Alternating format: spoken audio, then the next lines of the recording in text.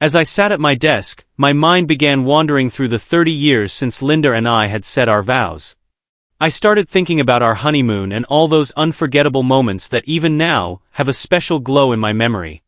The thought of our time in Hawaii brought back this mix of warm nostalgia and quiet gratitude. It was a magical time I've never forgotten. From the moment we touched down, it was as if we had entered a dream, leaving the usual grind behind and stepping into a peaceful world that words can barely capture. Walking along Waikiki Beach with the sand between our toes and the soft rhythm of the waves in the background, we were surrounded by beauty. The air was thick with the fragrance of plumeria, like a constant reminder of the love and calm that wrapped around us. But it wasn't just the scenery that made that honeymoon so memorable, it was the time we spent together. Hiking through the thick jungles and stumbling upon hidden waterfalls felt like we were unearthing nature's best-kept secrets. Together we stood in awe of the raw beauty and power of the world around us. Our secluded spot in Maui, perched on a cliff, gave us views that felt endless. Every sunset painted the sky with vibrant colors, and with her in my arms, I felt nothing but love and devotion. Those evenings were like something out of a fairy tale, with candlelit dinners on the beach, the sky above glittering with stars. We indulged in fresh seafood and the local flavors, savoring every moment. What truly made those nights special, though, was the way Linda's eyes sparkled with love. Hawaii wasn't just a place, it became the heart of our love story, filled with moments and dreams we built together. Thinking back on our honeymoon makes me appreciate just how deep and beautiful our relationship was. It reignited our love and solidified our bond, giving us moments of pure happiness and peace. Even now, I hold on to those memories, thankful for the paradise we once shared. Fast forward 30 years and I was still lost in thought when my secretary walked in. She found me staring out the window with a grin. "Liam, what's been putting you in such a good mood? Win the lottery?" She joked. That's when I realized I had been walking around with a smile on my face for 2 weeks straight. I mentioned how Linda had been especially loving lately, showering me with attention and making me feel valued and appreciated again. It felt like we were reliving our honeymoon, and I was acting like a smitten teenager, eager to spend every minute with her. I didn't want this new wave of happiness to fade. Our marriage had always been strong, but 30 years can make things feel routine. Lately though, Linda had been uncharacteristically affectionate, constantly seeking closeness every night, rekindling parts of our relationship that had been dormant for years. Never once did I think there was anything more behind it, just that maybe she, like me, wanted to reignite the spark. Feeling inspired, I decided to surprise her with a romantic night. I left work early with a grin on my face, picked up 24 roses, her favorite bottle of wine and some chocolate-covered cherries. My plan was to spoil her and at dinner, surprise her with a 7-night cruise to celebrate the life we'd built together. What I didn't know at the time was that 2 weeks ago, Chloe had a heart-to-heart with her mom. "I love Dad so much and I'm terrified that if I go through with this I'll break his heart. Mom, Dad loves you and he'll understand. You've said it yourself, you need something more, something different than what you've had. And let's face it, Dad's not getting any younger. He'll understand what you're going through and let you have this one little indulgence. I just don't see how I can face him and tell him I'm going on a date with another man. Feels wrong. Don't worry about that. I'll take care of it. Brian will be waiting at the restaurant at 7 p.m., and you'll be ready to leave by 6. When Dad gets home, I'll explain it to him and he'll understand. This isn't about love. It's just about fun and exploring new friendships. In the meantime, make Dad feel special. Show him how much he means to you so that when I tell him, he'll welcome you back with open arms. Honey, I know I agreed to this date, but I'm starting to have second thoughts. Feels so wrong. How am I supposed to look your father in the eye for the next 2 weeks, knowing I'm going out with someone else? Mom, you don't need to tell him anything. Just show him how much you love him in the next 2 weeks. Keep him happy and remind him there's nothing to worry about. When I explain it all, he'll see it's just a bit of fun, nothing more. He loves you, Mom. And he'll always give you whatever you want. He spent his life proving that. Maybe you're right. It's just one date and it doesn't mean I'm leaving him for another man. It's been 30 years. I think I can have one fun night out and I'll make sure Liam knows how much I love him every night before I go. After the date, I'll try my best to make him the happiest man alive. That's all you need to do, Mom. Dad's a great guy and he'll understand. He'll give you this experience and be right there, loving you more than ever. Now, I have to get home and make dinner for Jake. Thanks, sweetie. Say hi to Jake for me. When are you two going to give us some grandkids? Soon, Mom. We've already talked about it and plan to start trying in a few months, Chloe said before heading home. Linda sat alone in her art studio, staring at the canvas. The space I had built for her was quiet, but her mind was loud, weighed down by the thought of being with another man. Chloe's words echoed in her head and suddenly her brush started moving, colors flowing onto the canvas in a way that had felt blocked for so long. In that moment, she convinced herself that she was doing the right thing. A sense of peace replaced her guilt. Liam might be upset at first, she thought, but I'll make him see that I adore him and that he's been an amazing husband and father. I'll show him I'm still the best wife for him. That night, as part of her plan to overwhelm me with affection, Linda put on my favorite nightgown, one she hadn't worn in years. After her shower, she did her hair and makeup, slipping into heels, and waited for me to come home. When I walked in, she greeted me at the door, leading me straight to the bedroom. There, she undressed me, pulling me into an intimate act we hadn't shared in a long time. She pleased me in ways that hadn't happened in years. Seeing the contented smile on my face, Linda felt a wave of warmth and satisfaction wash over her, wondering why she hadn't made an effort like this sooner. This has to be the best welcome home I've had in forever. What's the occasion? I asked with a grin. Honey, I just wanted to remind you how special you are to me and how much I love you. Did you enjoy it? She replied, a hint of playfulness in her voice. I did. Honestly, it's been so long that I'd almost forgotten how much I missed this. I said, clearly pleased. She pulled me down onto the bed, and we exchanged deep, passionate kisses for what felt like hours. It was the most satisfying intimacy they'd shared in years, and in that moment over the next few weeks, our bond grew stronger. I became noticeably happier, always smiling, laughing more, and showing affection like never before. Linda, too, found herself in a better headspace than she had been in for a long time, making her question whether she really needed that date night after all. She even brought it up with Chloe during one of their conversations. Things have been so great lately between me and your dad, she confessed. Maybe I don't need to go through with this after all. Mom, that's fantastic to hear, but I wouldn't cancel just yet, Chloe advised. Let's see how things go for another couple of weeks. Enjoy this time with Dad and see what happens. You don't have to cancel now. You can always change your mind at the last minute. But remember, this opportunity may not come around again. Maybe you're right, Linda conceded, but remind me again about Brian. I know he's your friend's dad, but I feel like I need a bit more background before making any final decisions. Sure, Mom, Chloe said. Brian's wife, Anna, was diagnosed with an inoperable brain tumor a few years ago. He took time off work to care for her until she passed. She was the love of his life, and when she died, it left him devastated. He withdrew from everyone and buried himself in work. It was actually Anna and I who encouraged him to start thinking about dating again, but he admitted he didn't know how to be with anyone else after losing her. When I thought about it, I realized you both might be able to help each other out. Chloe continued explaining how Brian had expressed admiration for Linda, and how much he was looking forward to the possibility of spending time with her. Mom, he thinks you're amazing, and he's really excited about the chance to get to know you better. I'll give him your number and the two of you can arrange something. He's about 10 years younger than you, but I'm sure you'll get along just fine. He just needs someone to talk to and connect with, and I think you two will really help each other. The next day, Brian gave Linda a call, and they ended up having a delightful conversation.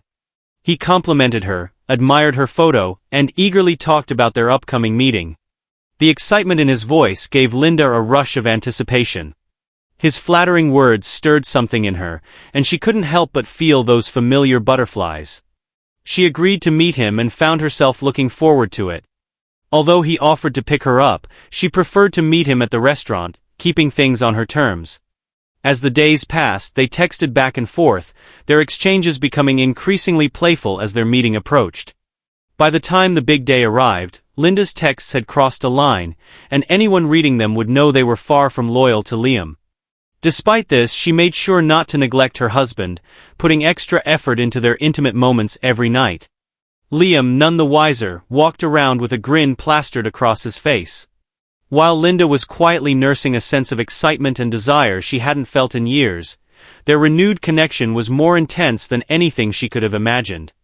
Meanwhile, I adored Chloe and always thought she was the most beautiful girl in the world. Seeing the woman she had become filled me with pride. I did sometimes wish I had spent more time with her while she was growing up, but I worked hard to provide for our family and tried to be present as much as possible. As I set the 24 roses, bottle of wine and chocolates down, I smiled at Chloe, feeling grateful for the family I had. Entering the house through the garage, I climbed the steps to the kitchen, but instead of finding Linda, I saw our daughter, Chloe, sitting at the table. I smiled, kissed her on the forehead and asked, "Hey sweetie, where's your mom?" Eager to see Linda, as I reached into my jacket pocket to pull out the surprise I had for her. "I've got a special evening planned for your mom tonight and can't wait to see her face. I'm taking her on a 7-day cruise," I said, pulling out the travel plans and tickets. "It's a surprise, so don't say a word when she gets home." Hearing her call me daddy always brought back memories of her childhood, when she'd sit on my lap and we'd talk for hours, but something seemed different this time. Tears welled up in her eyes, and she looked out of breath, as if she was carrying the weight of the world on her shoulders. "Dad, we need to talk," she said. Her voice shaky as a tear slipped down her cheek. My smile faded, concern creeping over me. "What's wrong? Is your mom okay?" I asked, the worry clear in my voice. "Mom's fine, Dad, but please sit down. There's something I need to explain," she said, wiping her tears and taking a deep breath. After a heavy pause, she continued. "Dad, you know how much Mom loves you, right? And she's told me how great things have been between you two recently." "Yes, I know," I nodded. "That's why I'm doing all of this. I love her too, and I want to remind her how much she means to me." Seeing the tears still streaming down her face, I knew what was coming wasn't what I had expected. "I'm really sorry, Daddy. But Mom went out with another man tonight." Her words hit me like a brick. I sat there, stunned, as I tried to process what she had just said. My mind raced trying to make sense of it. Anger began to bubble up inside me. "Chloe, what are you talking about? Where's your mom?" My voice was sharp, frustration creeping in. "She loves you, Daddy. Please don't take this the wrong way," she said, her voice cracking. "But she's out with someone else, and she won't be home until tomorrow. She couldn't bear to tell you herself, so I volunteered to talk to you. She didn't want to hurt you, but it's just one night and she'll be back tomorrow." I felt my chest tighten, disbelief clouding my thoughts. Is this some kind of joke? I can't believe this. There's no way your mother would do something like this. We've been so close, so loving. How could this be real? Dad, she loves you so much. But after 30 years of marriage, she just felt like she needed something different. Just once. She's not leaving you. Nothing's changing between you two. Except maybe she'll love you even more for understanding. I stared at Chloe, barely able to comprehend what she was saying. "Chloe, why are you involved in this? Your mom shouldn't have dragged you into it. This is something I should be discussing with her, not you. How did she even get you mixed up in this? Dad, Mom and I have always been close. We talk about everything. She said things had slowed down between you two. That she wasn't feeling the spark anymore. My friend's dad lost his wife a few years ago, and he needed someone too. So, I introduced them." She admitted softly, her eyes filled with guilt. I shot up from my chair so fast that it tipped over, crashing to the floor. "Are you serious? You set your own mother up on a date with another man? Is that what you're telling me?" My voice was shaking with anger as Chloe sat there, head down, unable to meet my eyes. I started pacing around the kitchen, trying to make sense of the bomb she'd just dropped. "Damn it, Chloe, answer me!" I roared, towering over her, my frustration boiling over. "Did you arrange this? Is my wife your mother on a date with your friend's dad because of you?" At my outburst, Chloe flinched. "I'm so sorry, Dad." "Yes, I did. I know it sounds bad when you put it that way, but I was just trying to help a friend." "Help a friend?" I spat, the words burning on my tongue. "What about me? What about our family? How could you even think of doing something like this? My voice kept rising with each word, my chest tightening with anger. Where is she right now? And why did you say she won't be back until tomorrow? They're at a restaurant. I don't know which one, she admitted quietly, her voice trembling. After dinner, they're spending the night together just this one time. She'll be back tomorrow, I promise. Dad, she loves you. For the past 2 weeks, all she's talked about is how much she loves you and how she doesn't want you to be hurt. It's just one night. She thought you'd understand and give her this chance. So that's it, huh? I said bitterly. I thought her affection these last 2 weeks was real. I thought we were rekindling something. But now you're telling me it was just her way of easing her own guilt. Well, I can tell you right now this isn't going to end well.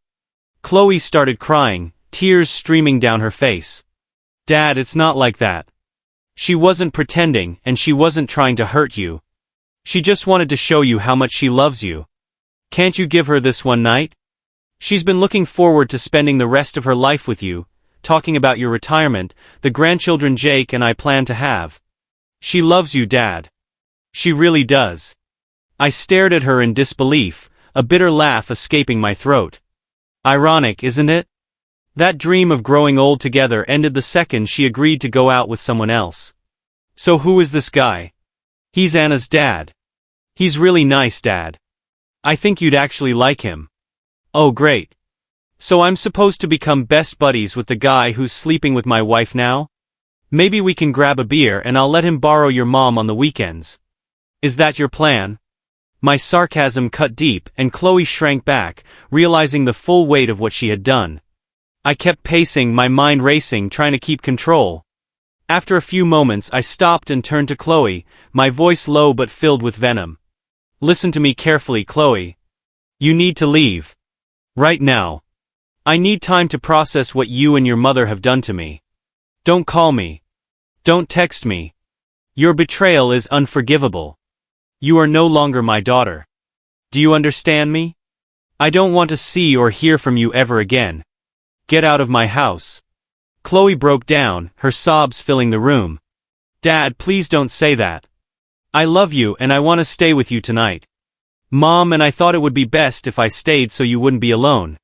The disrespect you've shown me makes me question whether you ever loved or respected me at all. I shot back, shaking my head in disgust. You're just like your mother. I spent my life working hard to give you both everything, and this is how I'm repaid. Turns out I was just the paycheck, wasn't I? I never earned your respect, did I? Chloe was sobbing uncontrollably now. Dad, I love you. Please reconsider. Let Mom explain tomorrow. You've had 30 amazing years together and I know you love her. Give her this one thing and she won't leave you. I swear she loves you. She can have whatever she wants. I said coldly, but she'll never have me again. There's no coming back from this. Everyone involved will face the consequences, including the man who took my wife. Now get out. You've shown your true colors, Chloe. You're no longer my daughter. With tears pouring down her face, Chloe fled the house in agony, her heart breaking under the weight of my words. She never expected me to react like this, never thought I'd disown her. For the first time, she realized that in trying to help her mother, she had crossed a line she couldn't uncross. She knew I loved her and Linda, but my fury was undeniable. She prayed I'd find it in my heart to forgive her. After she left, I dialed Linda's number, desperate for answers. But it went straight to voicemail every time. I left message after message, pleading with her to call me back, to come home. Nothing. By midnight I had downed a few drinks, still trying to wrap my head around the betrayal. I sent her texts, hoping to get through to her somehow, but again no response. By 2 a.m. the reality sank in. She wasn't coming back tonight, and she wasn't going to answer me. I slumped on the couch, staring blankly at the TV as the news droned on, but I wasn't paying attention. My world had collapsed in a matter of hours. I thought about the life we'd shared. The 30 years we had spent together. Our milestones, our laughter, even the quiet nights where we'd fall asleep in each other's arms. Sure, our intimacy had become routine, but I never once complained. We'd always say I love you before bed, rarely fought, and I thought those words actually meant something. But now I wasn't so sure. I looked out the window at the art studio I built for her, her sanctuary for the last 2 decades. It hit me like a punch to the gut. Maybe that studio meant more to her than I ever did. I was proud of what she had achieved, but had I been pushed aside all along? I'd always wanted her to be happy, but at what cost? The conversation with Chloe weighed heavily on me. Linda wanting to be with another man blindsided me. I had no idea she was unhappy in our marriage, and it stung that she had confided in Chloe instead of talking to me. The humiliation and anger were overwhelming. As I sat there, staring at the house we'd built together, I remembered that it and the land were in my name, an inheritance from my grandfather long before we got married. No mortgage, no ties that could hold me back. Fueled by alcohol and sheer rage, I began to plot how I could hurt Linda the way she had hurt me. I stood up, feeling a rush of determination. Whether it was the booze or the betrayal I didn't know, but I was done wallowing. I stormed up to our bedroom and started gathering all of her things. I made trip after trip, carrying her shoes, her clothes, her jewelry, everything into the art studio. I dumped it all in a pile in the center of the room. Then I went back for the photo albums, including our wedding pictures, and tossed them on top. Remembering a few more things stored in the attic, I headed up to retrieve them. Among the items were her wedding dress, old baby clothes, and some keepsakes, all of which I added to the growing pile in the studio. It was astounding, really, how much she had accumulated over the years. I then took down every picture of hers that hung on the walls, photos, sculptures, sketches, all the things she had cherished for decades. By the time 5 a.m. rolled around, I was feeling tense but decided to give her until 6 a.m. to respond to my calls or messages. If I didn't hear anything by then, I'd go through with the plan. I walked through the house one last time, making sure I hadn't missed anything important to her. By 5:30, I grabbed the 20-liter gasoline can from the garage and brought it to the studio, waiting for 6 a.m. to strike. In the meantime, I went online and canceled our joint credit cards, transferred funds to my personal account, and withdrew cash from the safe. I packed a few suitcases, loading them into the truck. I had no intention of staying here until the lawyers sorted everything out. At 6:05 a.m., when my last shred of hope faded, I made my move. With gasoline in hand, I doused the entire pile of her belongings and ran a trail of fuel along the studio walls. I hesitated for a moment, taking a deep breath, and then struck a match. In an instant, flames roared to life, devouring everything she once held dear. The fire spread quickly, glowing bright enough to be seen from the street. Before I could fully register what I had done, her entire world was engulfed in flames. Driving down the highway, a profound sense of realization hit me like a truck, adding to the state of shock I was already in. Tears poured down my face as I faced the harsh truth. My once happy marriage had gone up in flames just like that studio. It wasn't long before the fire jumped to the back porch, threatening the house itself. Luckily, firefighters arrived before the flames consumed the entire place, but the damage was done. The house was heavily damaged by smoke and would need significant repairs before anyone could live in it again. By that point, I was already 90 miles away, having checked into a cheap motel, paying cash to keep off the radar.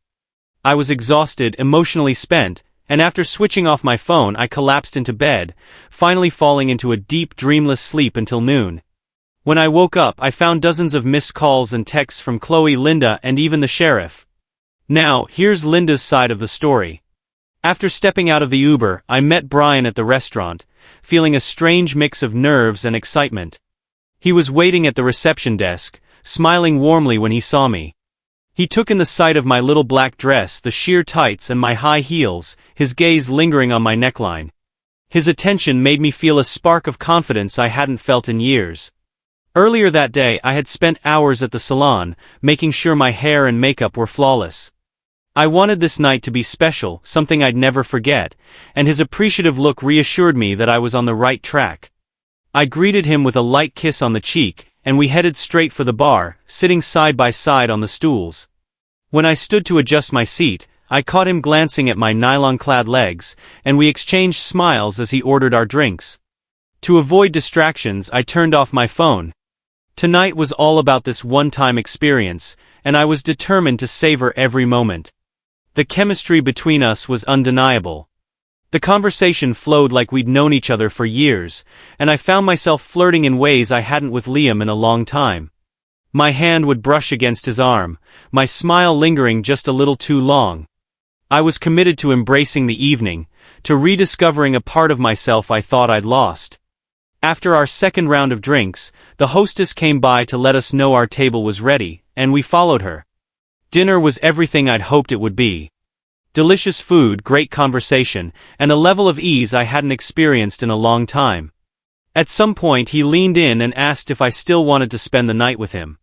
Teasingly, I slid my foot between his legs, my answer clear in that bold move. His grin widened, and within minutes we were heading out hand in hand, making our way to his pre-booked hotel room. As the elevator doors opened on the 14th floor, a sudden wave of guilt rushed over me. For a fleeting second I thought of Liam. The memories of our life together flashed before me, but just as quickly as those thoughts surfaced, Brian pulled me close, planting a soft, reassuring kiss on my lips. In that moment the guilt faded and I let go of any hesitation. Tonight I belonged to Brian. The second we were in the room he wasted no time unzipping my dress, letting it fall to the floor as he stripped off his own clothes. He spun me around, admiring the view before reaching to undo my bra. I was laid gently onto the bed, and as the night unfolded, it became one of the most intensely sensual experiences I had ever had. I kneeled before him, running my hands along his body, and he removed my pantyhose with ease, urging me to keep my heels on, saying how much he loved the way they looked on me. Throughout it all he showered me with kisses, showing a level of skill and passion I hadn't felt in years. Every so often thoughts of Liam would creep in, but I pushed them aside, fully immersed in the moment with Brian. At one point he gazed into my eyes and whispered, "I love you, Linda." His words caught me off guard, stirring emotions I hadn't expected. I found myself tearing up, moved by the unexpected tenderness of the moment. We made love several times that night and again in the morning, each time more passionate than the last. It was, without a doubt, the most fulfilling sexual experience I'd ever had, and I felt at peace with my decision to be with Brian. When Liam's face popped into my mind, I quickly buried those thoughts, focusing solely on the man lying beside me. As the morning sunlight filtered through the curtains, Brian kissed me gently, running his fingers through my hair. "Linda," he said softly, "I meant what I said last night. You're incredible, so sensual, so sexy. I think I love you. I want to spend more time with you. Can we see each other again?" Brian's voice was soft, but I could hear the hope behind his words. A wave of apprehension washed over me, and I responded as gently as I could, "Brian, last night was amazing and you're a wonderful man, but I'm married and I can't do this again. It was a one-time thing and I'll cherish it forever. You were incredible, truly, but I need to go back to my life. Linda, please just think about it before saying no. Your husband doesn't need to know and I can make you happy. Just consider it," he urged, his hand resting lightly on mine. "I'll think about it," I said, though I knew deep down I couldn't. "But for now this is all I can give." I leaned in for one final, lingering kiss. As he held me close, momentarily let myself sink into the comfort of his embrace. If I wasn't married to Liam, I'd have chosen Brian without hesitation. But I was married to Liam.